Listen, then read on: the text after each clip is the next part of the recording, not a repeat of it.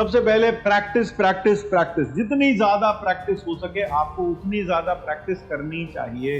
अब JEE advance check करेगा, पढ़ा तो सब कुछ है लेकिन कितनी गहराई से समझ कर पढ़ा है, कॉन्सेप्ट्स को पढ़ा है, रटा नहीं है, वो सब चीजें जेई एडवांस वहां चेक करेगा। कॉम्प्लेक्स नंबर में मैथ्स में वीकनेस होती है बच्चों की, तो कॉम्प्लेक्स नंबर का सवाल हर साल डेफिनेटली आता ही आता है, कोई दिक्कत नहीं है। अगर आपका टेस्ट का स्कोर अच्छा नहीं आ रहा फिर भी रेगुलर टेस्ट दीजिए।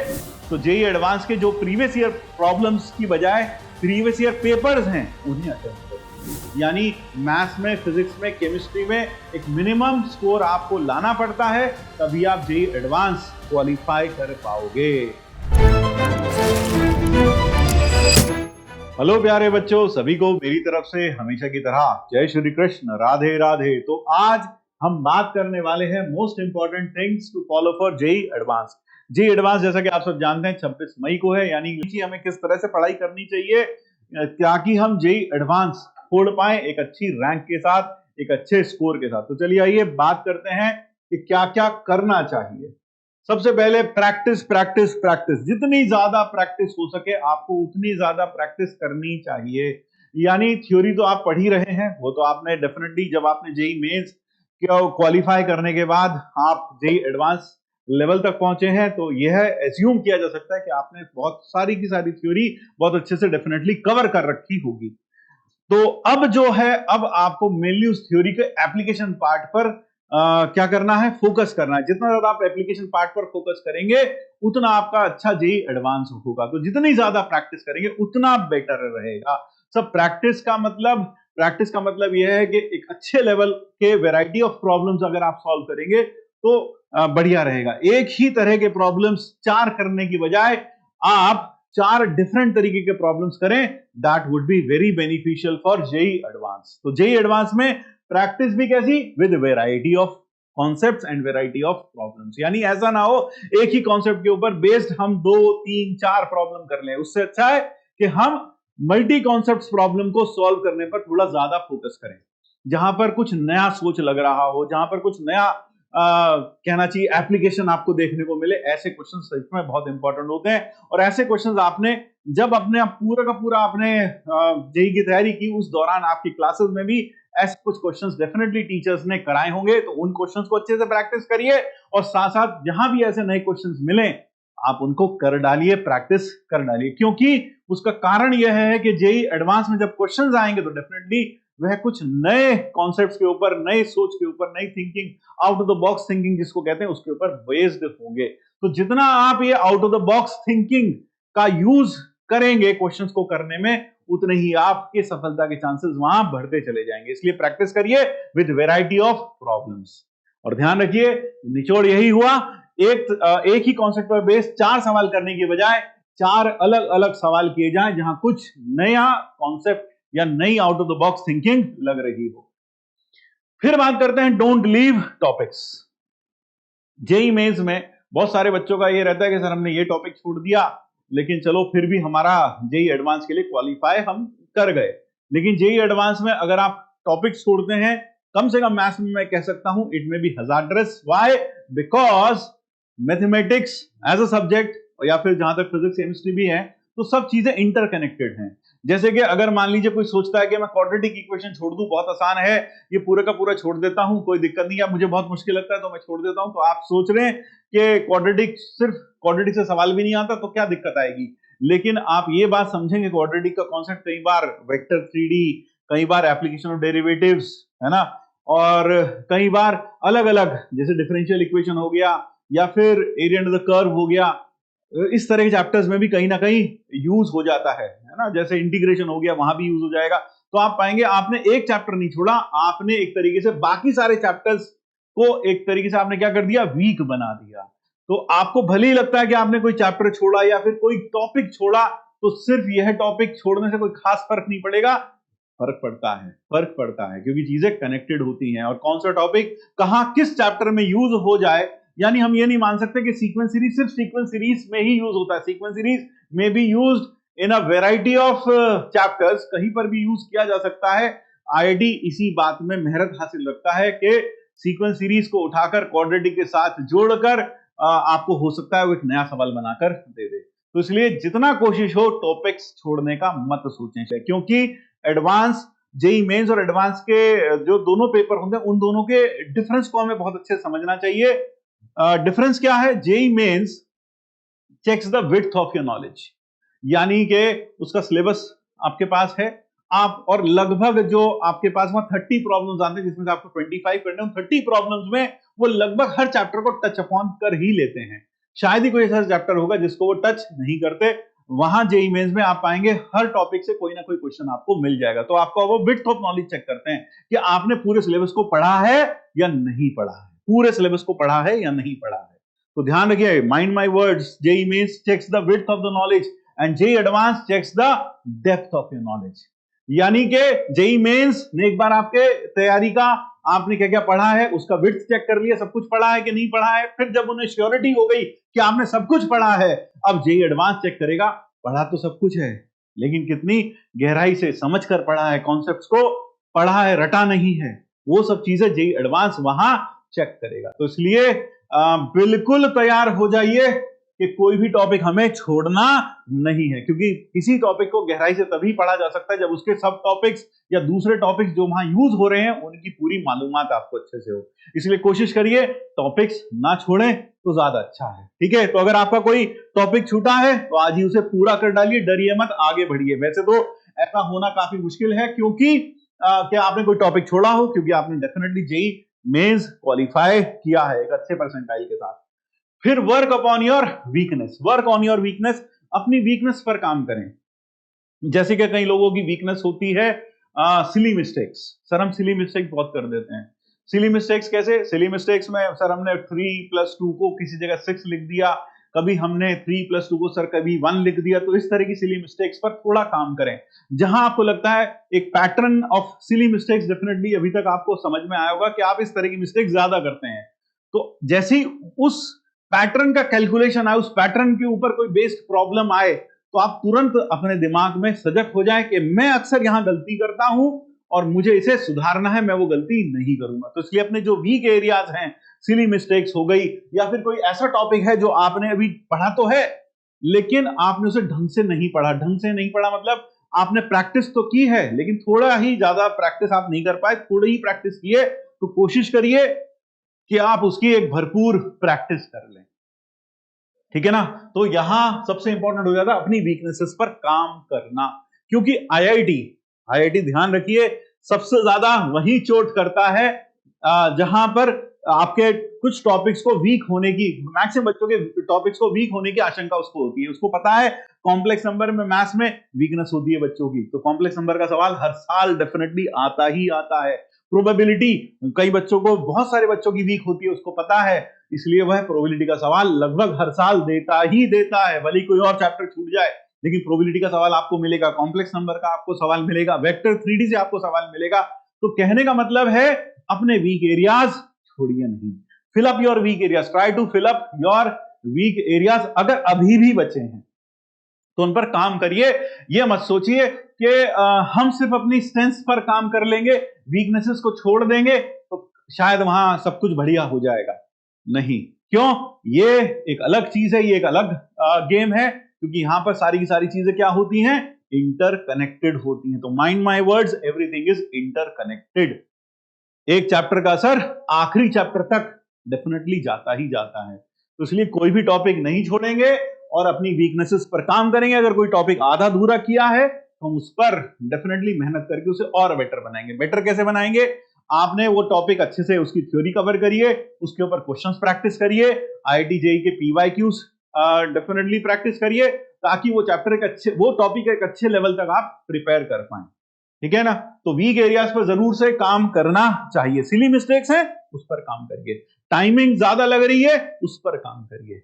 So you should work upon your weak areas. फिर टेक रेगुलर टेस्ट। भाई एक सबसे इंपॉर्टेंट है, टेस्ट हमने कैपिटल में लिखा है। उसका सबसे बड़ा कारण यह है कि मैक्सिमम लोग रियलिटी चेक से बचते रहते हैं, क्योंकि शायद उनके मन में जो चल रहा होता है वो रियलिटी से काफी ज्यादा डिफरेंट होता है। उन्हें लगता है कि वो बहुत ज्यादा मेहनत कर रहे हैं, वो सही दिशा में बढ़ रहे हैं, लेकिन जब टेस्ट देते हैं तो रियलिटी कुछ और ही निकलकर सामने आती है। और जब वो रियलिटी फेस करते हैं तो डेफिनेटली कहीं ना कहीं मन में एक डर पैदा होता है कि शायद हम सक्सेसफुल ना हो, हमें वहां पर सफलता ना मिले, या फिर हम जेईई एडवांस शायद क्रैक ना कर पाए। कोई दिक्कत नहीं है, अगर आपका टेस्ट का स्कोर अच्छा नहीं आ रहा फिर भी रेगुलर टेस्ट दीजिए और अपने आप में ग्रेजुअल इंप्रूवमेंट देखते जाइए। तो टेस्ट देना इज अ रियलिटी चेक कि are you really moving in the correct direction, क्या आप सही दिशा में बढ़ रहे हैं या नहीं बढ़ रहे हैं। इसलिए टेस्ट जरूर दें, जरूर कोशिश करें कि टेस्ट दें। और अब तो आखिरी के 15 दिनों में आपको अपने टेस्ट देने की फ्रीक्वेंसी को बढ़ा देना चाहिए, यानी आपको कोशिश करनी चाहिए कि हर ऑल्टरनेट डे, अगर हर ऑल्टरनेट डे पॉसिबल नहीं है तो 2 दिन छोड़कर एक पूरा जेईई एडवांस पैटर्न पर टेस्ट जरूर दें। और वो भी कैसे दें, शिफ्ट्स का ख्याल रखकर। यानी कि आपको, कई बच्चे होते हैं सर हमने बस एक पेपर लगा लिया, काम खत्म हो गया सर, हमने एक पेपर लगा लिया, एग्जाम दे दिया सर, हमने, आपने बोला टेस्ट करने के लिए तो हमने एक पेपर कर लिया पूरा। नहीं, ये नहीं करना है। आपको क्या करना है, जब आपको टेस्ट देना है पूरा जेईई एडवांस पैटर्न टेस्ट देना है, यानी कि आपको एक दिन में 2 पेपर देने हैं और वो भी उन्हीं टाइमिंग्स में देने हैं जिन टाइमिंग्स पर जेईई एडवांस होता है। यानी सुबह 9 बजे से लेकर या 9:30 से 12:30 तक आप पेपर दीजिए और फिर उसके बाद जैसा कि वहां माहौल रहेगा, थोड़ा बहुत खाना वाना खाने के बाद फिर आप बैठ जाइए 2-2:30 बजे और फिर पेपर दीजिए पूरा का पूरा पेपर 2। यानी कि आपको दोनों पेपर देने हैं, सिर्फ एक पेपर नहीं। कई बच्चे हमने देखे हैं सिर्फ एक पेपर देकर चुप होकर एक साइड बैठ जाते हैं, सर आपने जितना बोला था प्रैक्टिस हो रही है, हम रोज पे टेस्ट दे रहे हैं। तो कोशिश करिए कि आप फुल सिलेबस टेस्ट दें, और जब टेस्ट दें तो पेपर 1 भी करें और पेपर 2 भी करें और टाइम बाउंड मैनर में करें। सबसे इंपॉर्टेंट, टाइम बाउंड मैनर में करें। अपना स्कोर रोज इवैल्यूएट करें, पॉजिटिव्स देखें, नेगेटिव्स देखें और देखें कि आप कितना स्कोर कर पा रहे हैं। ठीक है, तो ये कोशिश थोड़ा सा आपको करनी पड़ेगी, टेस्ट से भागना नहीं है कितना, क्योंकि जब टेस्ट से भागोगे तो कहीं ना कहीं आप रियलिटी से भागोगे, लेकिन रियलिटी कभी भी आपका पीछा नहीं छोड़ेगी। आज नहीं तो कल रिजल्ट के फॉर्म में आपके सामने आकर आंखों से आंखें मिलाकर खड़ी हो ही जाएगी। तो इसलिए टेस्ट जरूर लेना है। तो सबसे इंपॉर्टेंट बात है क्या क्या हो गई, एक बार फिर से समझा दें भाई, जितना प्रैक्टिस कर सको उतनी प्रैक्टिस करो, जितना कर सको। और प्रैक्टिस कैसे, जिसमें नए नए सवाल करो, जो कभी ना देखे हो, जो कभी ना किए हो, ऐसे सवाल करो। क्यों, क्योंकि आईआईटी में भी ऐसे ही सवाल आएंगे, ताकि तुम उन सवालों को देखकर डरो नहीं। एक इंपॉर्टेंट बात और बताना चाहूंगा यहाँ पर, आईआईटी आपकी साइकोलॉजी के साथ बहुत अच्छे से खेलता है। IIT plays with your psychology a lot. कैसे, अक्सर आपने देखा होगा आईआईटी एडवांस में जो भी क्वेश्चंस आते हैं वो काफी लंबे लंबे पैराग्राफ टाइप होता, वो सिंगल करेक्ट है, लेकिन ऊपर एक पूरा बड़ा सा पैराग्राफ लिखा होगा और नीचे कुछ ऑप्शंस लिखे होंगे। तो क्वेश्चंस जैसे ही बच्चे देखते हैं उसे देखकर डर जाते हैं कि भैया इतना लंबा, इतना चौड़ा पैराग्राफ है, हम इसे कैसे अटेम्प्ट करेंगे। तो इस फियर को कहते हैं ना, किसी भी डर को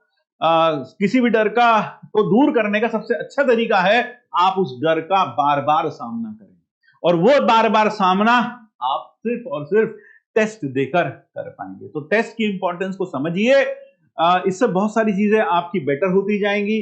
पहली बात, क्वेश्चंस को देखकर ब्लैंकनेस, क्वेश्चन को देखकर समझ ना आना या डरना, वो दूर हो जाएगा। दूसरा, जो सिली मिस्टेक्स अक्सर हम कर देते हैं वो ये टेस्ट देकर डेफिनेटली सुधर सकती है, अपने आप में कॉन्शियस रहकर कि आप इस तरह की गलती यहां करते हैं, अब वो नहीं करेंगे। तो ये सबसे इंपॉर्टेंट एलिमेंट है। अगर मैं पूरा का पूरा देखूं तो इसमें सबसे इंपॉर्टेंट एलिमेंट है टेस्ट देना। That is the most important aspect in last 15 दिनों में आप जिसको कर सकते हैं। तो इसलिए टेस्ट देना रेगुलरली देना है, और एक दिन में एक नहीं 2 पेपर देना है। ठीक है भाई। Solve JEE advance papers. देखिए, हो सकता है जब आप कहते हैं पीवाईक्यूज एक चैप्टर वाइज कर लें, सर सारे एक ही चैप्टर सारे पीवाईक्यूज कर लें, क्या करना चाहिए, क्या बेटर है? मेरे ख्याल से ज्यादा बेटर ये होगा, फुल सिलेबस टेस्ट दीजिए और कोशिश करिए कि आप जेईई एडवांस का किसी एक साल का पेपर ही उठा लें और उसको करके एक बार देखें, और वही टाइम बाउंड मैनर में। That will be a closest reality check, क्योंकि वो आपको सही में आपको बताएगा कि आपकी स्टैंडिंग कहां है, आप इस पेपर में कितना स्कोर कर पा रहे हैं। हो सकता है उसमें से कुछ क्वेश्चंस आपने पहले भी किए हो, ऐसा भी हो सकता है जिस कारण से आपका स्कोर आपको वहां बढ़ा हुआ दिखाई दे सकता है, कि जैसे आपको याद आया, अरे यार ये क्वेश्चन तो मैंने पैराबोला में किया था, ये सवाल तो मुझे आता है, आपने कर दिया, तो हो सकता है आपका स्कोर इन पेपर्स को करते हुए थोड़ा सा ज्यादा दिखाई दे, तो आप उस क्वेश्चन को अपने पेपर से एक्सक्लूड करके अपना नेट स्कोर निकालिए, ये ज्यादा बेटर रहेगा। तो पेपर का रियलिटी चेक, मतलब जेईई एडवांस का पेपर देना बहुत ज्यादा जरूरी है आपके लिए। तो जेईई एडवांस के जो प्रीवियस ईयर प्रॉब्लम्स की बजाय प्रीवियस ईयर पेपर्स हैं उन्हें अटेम्प्ट करिए, और खासकर फिर से मैं कहूंगा टाइम बाउंड मैनर में प्रैक्टिस करिए। आप आराम से घर में बैठ गए हैं, एक क्वेश्चन लेकर बैठे हैं, उस पर आपने 15 मिनट लगा दिए, 20 मिनट लगा दिए, ऐसा आपको बिल्कुल भी नहीं करना है। आपको जो भी चीजें करनी है वो time bound practice, time bound manner में करना है, क्योंकि वहां पर जब जेईई एडवांस का पेपर आएगा तो आपके लिए इनफाइनाइट टाइम नहीं होगा करने के लिए। You will have a limit of 3 hours to attempt that paper. उस 3 आवर्स में आप कितना अच्छा कर पाते हैं वही सारी की सारी बात होगी। यह मैटर नहीं करेगा कि आपने अभी तक कितना मेहनत की, कितनी रात आप जागे, क्या आपने किया, वो सब मैटर नहीं करने वाला। मैटर ये करता है how you are going to perform on these in these 3 hours. So in 3 hours में आपको अपना best of the best performance देना है। तो ये चीज याद रखिएगा कि टाइम बाउंड मैनर में आपको प्रैक्टिस करनी है, और जेईई एडवांस के पेपर जितने आप प्रीवियस ईयर पेपर्स हैं पूरे के पूरे पेपर सॉल्व करने की कोशिश करिए टाइम बाउंड मैनर में, ठीक है। सो यहां पर बस मैं इतना ही कहना चाहूंगा, लेकिन जाते जाते मैं यहां पर आपको कुछ और इंपॉर्टेंट टिप्स देना चाहूंगा जो आपके डेफिनेटली काफी काम आने वाले हैं। सबसे पहला और सबसे इंपॉर्टेंट टिप वो है ये है कि जेईई एडवांस में जब दोनों पेपर होंगे, दोनों पेपर के बीच में जो गैप होगा उस गैप को बहुत अच्छे से यूटिलाइज करिएगा, क्योंकि अक्सर बच्चों का सामने जो दिक्कत आती है वो सबसे बड़ी दिक्कत क्या आती है, सर पेपर 1 तो हमने आराम से कर लिया, लेकिन पेपर 2 में हमारे अंदर वो एनर्जी नहीं रही, वो एंथू नहीं रहा कि पेपर 2 भी हम उतने अच्छे से उस एफिशिएंसी के साथ दे सके। तो इसलिए कोशिश करिएगा पेपर 1 और पेपर 2 का जो गैप है उसे आप बहुत ही अच्छे से यूज करें।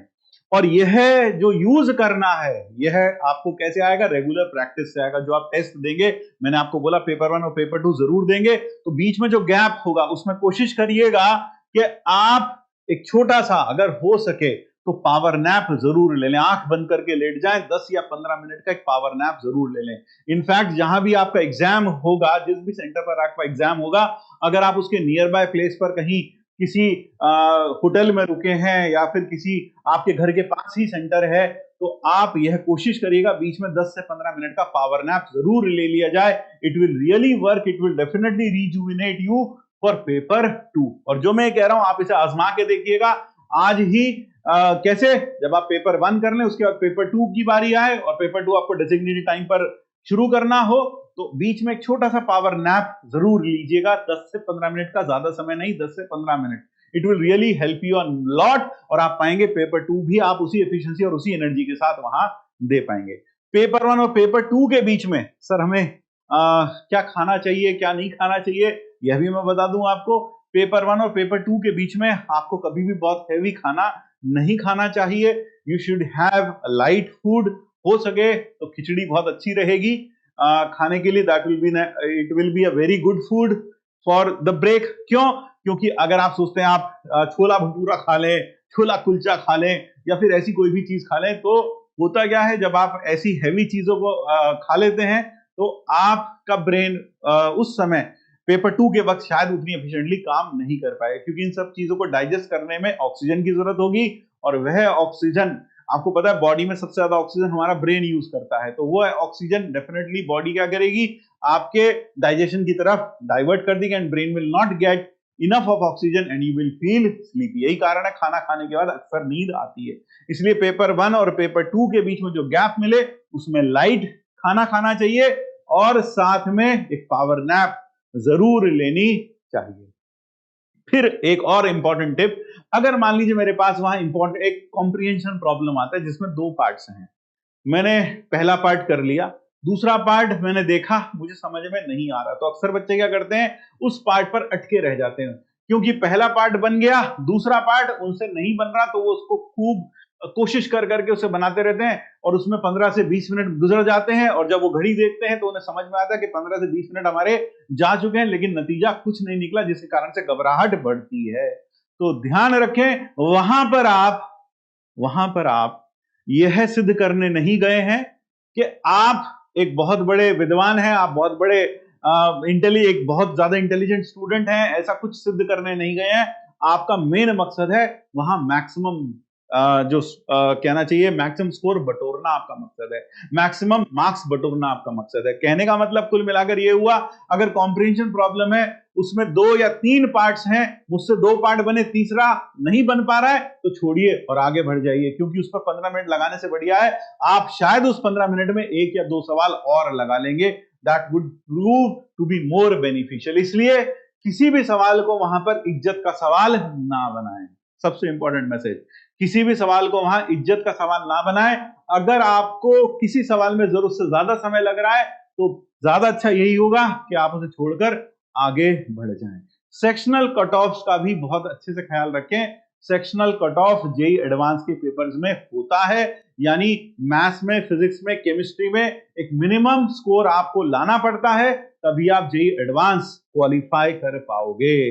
यानी अगर आपका स्कोर अच्छा भी है लेकिन आप किसी एक सब्जेक्ट का कहना चाहिए सेक्शनल कट ऑफ भी क्लियर नहीं कर पाए तो आप सिलेक्ट नहीं होगे। इसलिए मिनिमम सेक्शनल कट ऑफ तो आपको क्लियर करना ही करना है, यह जरूर सोचें। क्योंकि कई बार होता क्या, बच्चों के 2 सब्जेक्ट अच्छे होते हैं, एक सब्जेक्ट अच्छा नहीं होता, तो वो सोचते हैं कि इन 2 में बहुत अच्छा परफॉर्म कर लेते हैं, तीसरा शायद ना भी करें या फिर उसमें 1-2 क्वेश्चन भी मुश्किल से हो जाए तो फिर तब भी हम जेईई एडवांस क्वालिफाई कर लेंगे, एक अच्छा स्कोर बना लेंगे। लेकिन यह धारणा बिल्कुल गलत है। सेक्शनल कट ऑफ भी वहां लागू होते हैं। तो बहुत सारे बच्चे सेक्शनल कट ऑफ क्लियर नहीं कर पाते किसी किसी सब्जेक्ट में, जबकि स्कोर उनका ठीक ठाक होता है, तो ऐसे बच्चे जेईई एडवांस क्रैक नहीं कर पाते। तो इस बात का भी जरूर से ध्यान रखिएगा। तो बस इतना ही, यही छोटे छोटे जो मैसेजेस थे जो मुझे आपको यहां बताने थे। And I wish you all the best for your JEE advance. और हो सकता है फिर हम आपसे मिलें एक और वीडियो में, जहां हम आपसे कुछ और चर्चाएं करें, कुछ और इंपॉर्टेंट बातें करें। लेकिन आज के सेशन में जो भी हमने आपको कहा उसको आपने डेफिनेटली बहुत अच्छे सुना होगा, और मुझे उम्मीद है कि उन सभी पॉइंट्स का आप डेफिनेटली उनको अपनाकर मैक्सिमम आउटपुट ले पाएंगे और एक अच्छा स्कोर जेईई एडवांस में अचीव करेंगे। तो ठीक है, फिर मिलते हैं अगली क्लास में। All the best to the future ideans. जय श्री कृष्ण, राधे राधे, फिर मिलेंगे।